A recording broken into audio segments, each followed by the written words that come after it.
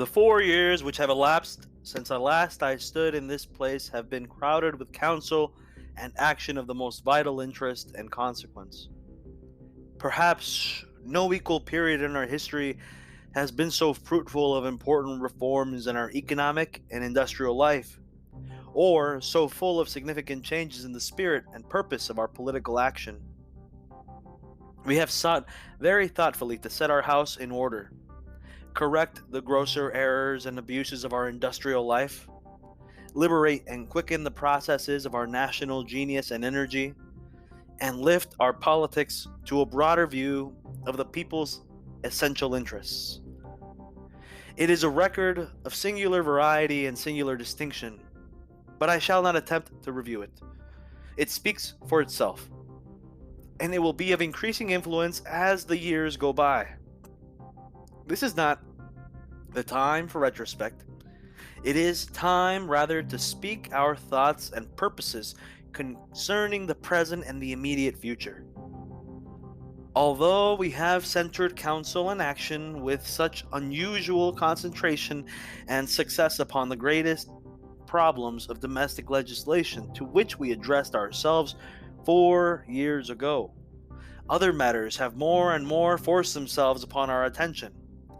Matters lying outside of our own life as a nation, and over which we had no control, but which, despite our wish to keep free from, have drawn us more and more irresistibly into their own current and influence. It has been impossible to avoid them. They have affected the life of the whole world. They have shaken men everywhere with passion and an apprehension they never knew before. It has been hard to preserve calm counsel while the thought of our own people swayed this way and that under their influence. We are a composite and cosmopolitan people. We are of the blood of all the nations that are at war. The currents of our thought, as well as the currents of our trade, run quick at all seasons, back and forth between us and them.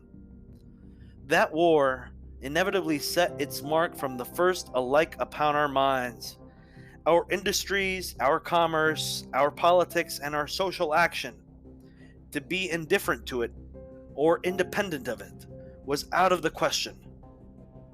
And yet, all the while we have been conscious that we were not part of it. In that consciousness, despite many divisions, we have drawn closer together. We have been deeply wronged upon the seas, but we have not wished to wrong or injure in return.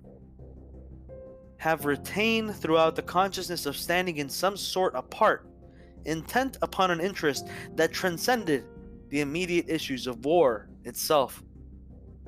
As some of the injuries done us have become intolerable, we still have been clear that we wished nothing for ourselves that we were not ready to demand for all mankind.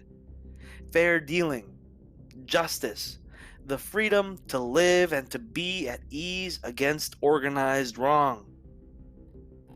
It is in the spirit and with this thought that we have grown more and more aware, more and more certain that that part we wish to play was the part of those who mean to vindicate and fortify peace.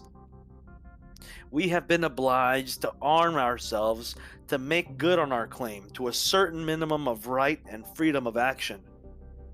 We stand firm in armed neutrality, since it seems that in no other way we can demonstrate what it is that we insist upon and cannot forget. We may even be drawn on by circumstances, not by our own purpose or desire, to a more active assertion of our rights as we see them, and a more immediate association with the great struggle itself. But nothing will alter our thought or our purpose. They are too clear to be obscured. They are too deeply rooted in the principles of our national life to be altered. We desire neither conquest nor advantage. We wish nothing that can be had only at the cost of another people. We always professed unselfish purpose, and we covet the opportunity to prove our professions are sincere. There are many things still to be done at home. to clarify our own politics and add new vitality to the industrial processes of our own life, and we shall do them as time and opportunity serve. But we realize that the greatest things that remain to be done must be done with the whole world for stage and in cooperation with the wide and universal forces of mankind. And we are making our spirits ready for those things. We are provincials no longer. The tragic events of the 30 months of vital turmoil throughout which we have just passed have made us citizens of the world. There can be no turning back.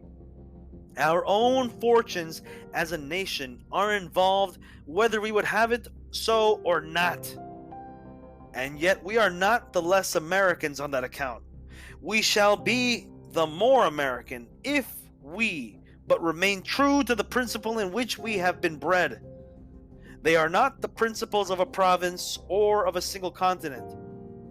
We have known and boasted all along that they were the principles of a liberated mankind. These, therefore, are the things we shall stand for, whether in war or in peace. That all nations are equally interested in the peace of the world and in the political stability of free peoples, and equally responsible for their maintenance. That the essential principle of peace is the actual equality of nations in all matters of right or privilege. That peace cannot securely or justly rest upon an armed balance of power. That government derive all their powers from their consent of the governed, and that no other powers should be supported by the common thought, purpose, or power of the family of nations.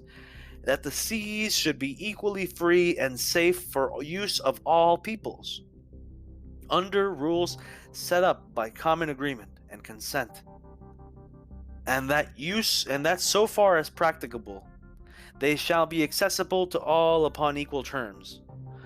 That national armaments shall be limited to the necessities of national order and domestic safety.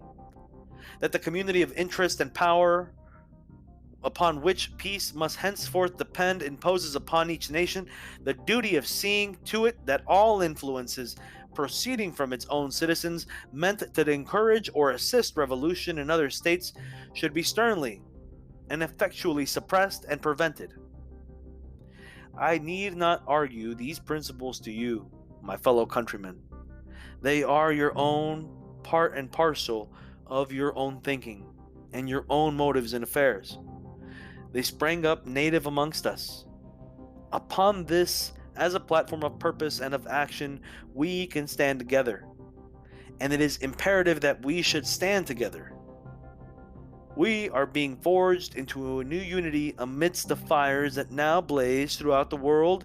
In their ardent heat we shall, in God's providence, let us hope, be purged of faction and division, purified of the errant humors of party and of private interest, and shall stand forth in the days to come with a new dignity of national pride and spirit.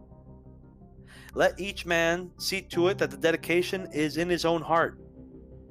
The high purpose of the nation is in his own mind, ruler of his own will and desire.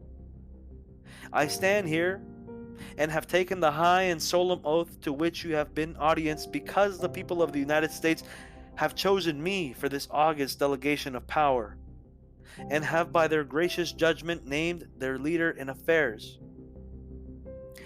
I know now what the task means. I realize to the full the responsibility which it involves.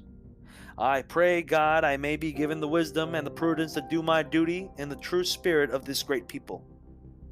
I am their servant and can succeed only as they sustain and guide me by their confidence and their counsel. The thing I shall count upon, the thing without which neither counsel nor action will avail, is the unity of America. An America united in feeling, in purpose, and in its vision of duty and opportunity and of service. We are to beware of all men who would turn the tasks and necessities of the nation to their own private profit or use them for the building up of private power. united alike in the conception of our duty and in the high resolve to perform it in the face of all men. Let us dedicate ourselves to the great task to which we must now set our hand. For myself, I beg your tolerance, your countenance, and your united aid. The shadows that now lie dark upon our path will soon be dispelled, and we shall walk with the light all about us, if we be but true to ourselves as we have wished to be known in the councils of the world and in the thought of all those who love liberty and justice and the right exalted.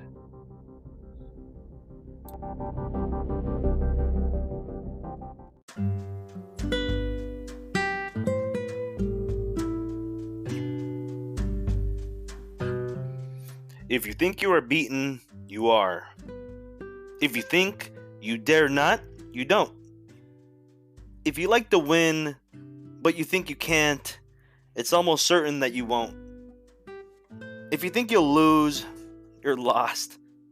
For out of the world we find, success begins with a fellow's will. It's all in the state of mind. If you think you are outclassed, you are. You've got to think high to rise. You've got to be sure of yourself before you can ever win a prize. Life's battles don't always go to the stronger or faster man, but soon or late the man who wins is the man who thinks he can.